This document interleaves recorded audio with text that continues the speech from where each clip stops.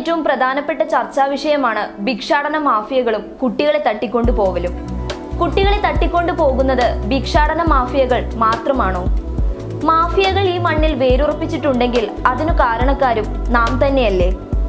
ഒരു നേരത്തെ അന്നത്തിനു കൈനീട്ടുന്നവരെ മാഫിയ മുഖം കൊടുത്ത് പടിക്ക് പുറത്താക്കും മുമ്പ് ആ പടിക്ക് പുറത്തേക്ക് ഒന്ന് കണ്ണു നീട്ടുക. ഏതെങ്കിലും 2 കണ്ണുകൾ നിങ്ങളുടെ അകം വീക്ഷിച്ചുകൊണ്ട് പടിക്ക് പുറത്തുണ്ടാവാം. ഡോക്ടറുടെ വേഷത്തിലും നേഴ്സിന്റെ വേഷത്തിലും കണ്ടേക്കാം. വഴി വാണിഭക്കാരനായും വഴിപോക്കനായും പ്രത്യക്ഷപ്പെട്ടേക്കാം. അമ്മയായും അമ്മൂമ്മയായും നിങ്ങൾക്കിടയിൽ തന്നെ ഉണ്ടാവാം. ഓർക്കുക, ഇതേ മണ്ണിൽ പിഞ്ചു പൈതലിന്റെ ദേഹം പിച്ചിച്ചീന്തി എറിഞ്ഞത് സംരക്ഷിക്കേണ്ട കരങ്ങൾ തന്നെയാണ്. ഇനിയും കണ്ടെത്താനാവാത്ത പിഞ്ചുമക്കൾ ഭിക്ഷാടന മാഫിയകളുടെ മാത്രം ഇരകളാണെന്ന് വിശ്വസിക്കുന്ന നാം യാഥാർത്ഥ്യം കാണാതെ പോകരുത്. ആവശ്യക്കാരന് അറിഞ്ഞു നൽകാൻ മനസ്സുണ്ടാവുക.